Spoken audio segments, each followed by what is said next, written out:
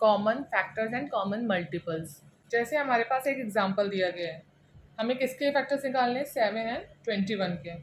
तो पहले हम क्या निकालते हैं, फैक्टर्स निकाल लेते हैं। 7 के फैक्टर क्या क्या होंगे, 7 का फैक्टर एक 1 होगा और एक 7 होगा।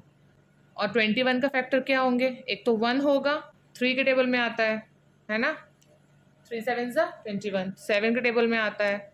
और किसके टेबल में आता है, 21 के टेबल में आता है, और किसी के टेबल में नहीं आता है। कॉमन फैक्टर का मतलब जो दोनों नंबर्स में कॉमन फैक्टर्स हो। उसको हम बोलते हैं कॉमन फैक्टर। तो अब देखो, ये 1 इसमें कॉमन है, ये 1 इसमें कॉमन है, यानी कि कॉमन फैक्टर कितना हो गया, एक तो 1 हो गया, और क्या है, 7 यहाँ पर है, एक 7 यहाँ पर है, तो दूसरा कॉमन फैक्टर क्या हो गया, 7 हो गया। तो इसके कॉमन फैक्टर क्या आ गए, 1 और 7। ठीक, चलिए अब इसके मल्टीपल लिखते हैं। तो मल्टीपल ऑफ 7, यानी कि 7 का हमें टेबल लिखना होगा। पहला होता है 7, फिर 14, फिर 21, 7 4 ज़ा 28, 7 5 ज़ा 35, 7 6 ज़ा 42, 7 7 ज़ा 49, 7 8 ज़ा 56, 7 9 ज़ा 63 एंड सो ऑन। ये क्या हो गए, 7 के मल्टीपल। अब 21 के मल्टीपल लिख लेते हैं। तो 21 के मल्टीपल क्या होंगे, 21, सेकंड हो जाएगा 42, फिर 63, फिर 21 4 ज़ा 84, 21 5 ज़ा 105 एंड सो ऑन। ये हो गए। अब हमें इसमें क्या करना है, कॉमन मल्टीपल ढूंढना है। तो इसका कॉमन मल्टीपल क्या है, जो दोनों में कॉमन हो। जैसे ये आ रहा है 21 यहाँ पर है, 21 यहाँ पर है, ठीक। तो एक कॉमन मल्टीपल क्या हो गया, 21। दूसरा 42 यहाँ है, 42 यहाँ है, तो दूसरा हमारा 42 हो गया। उसके बाद 63 आप देखें यहाँ है, 63 यहाँ है, तो तीसरा हमारा 63 हो गया। और अब ऐसे अगर देखा जाए तो आगे भी बहुत सारे होंगे, तो हम लिख देंगे एंड सो ऑन। तो ये क्या हो गया हमारा, कॉमन मल्टीपल ऑफ 7 एंड 21। ठीक है, अब हमारे पास ये एक एग्जाम्पल है। तो सबसे पहले हम 42 के फैक्टर्स निकालेंगे। तो पहला तो हो जाएगा 1, फिर 2, 3, 6, 7, 14, 21, 42, ये हो गए। अब हमें किसके निकालने हैं, 70 के। तो 70 के क्या होंगे, 1 2 5 7 10 14 35 और 70। अब हमें किसके फैक्टर निकालने हैं, 84 के।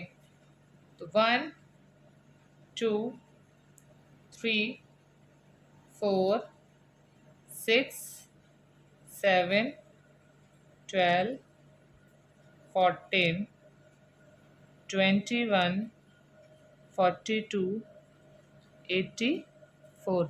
तो अब हमें इसमें क्या करना है, फाइंड करना है कॉमन फैक्टर्स जो तीनों में कॉमन हो। अब दो नहीं है ना, यहाँ पे 3 नंबर है ना, 1 2 3, तो 3 है, तो तीनों में जो कॉमन होगा वो हमारा कॉमन फैक्टर होगा। इसमें हमारे पास 1 कॉमन है, तीनों में है, तो हमारा पहला कॉमन फैक्टर क्या आ जाएगा, 1।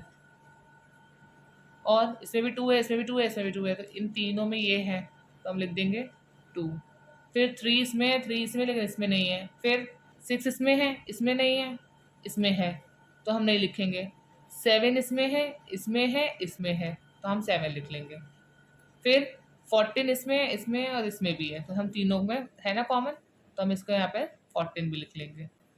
अब आगे 21 इसमें है, इसमें नहीं है, 42 इसमें है, इसमें नहीं है, तो इसका मतलब यही हमारे 1 2 7 14, ये हमारे क्या आ गए, कॉमन फैक्टर्स। अब हम इसके क्या निकालेंगे, कॉमन मल्टीपल्स। मल्टीपल ऑफ 42, तो 42 84 126 4 168 5 सा 210 42 6 सा 252 294 को आगे यहाँ पे लिख लेते हैं, है ना। 336, 378, 10 times 420 and so on. Multiple of 70. 71 is 70, 72 is 140, 73 is 210, 17 4 is 280, 17 5 is 350, 17 6 is 420 and so on. अब multiple of 84. 84 1 is 84, 84 2 is 168, 84 3 is 252, 18 4 is 336, 18 5 is 420 and so on. तो हम क्या करेंगे, इसकी कॉमन मल्टीपल्स देखेंगे। तो इसमें देखेंगे कॉमन मल्टीपल्स कौन से हैं जो इसमें तीनों में आ रहे हों। इसमें 210 आ रहा है, इसमें 210 है, लेकिन इसमें नहीं है। इसमें 168 है, इसमें 168 है। तो यहाँ पर देखिए 420 आ रहा है, यहाँ 420 आ रहा है, यहाँ 420 आ रहा है।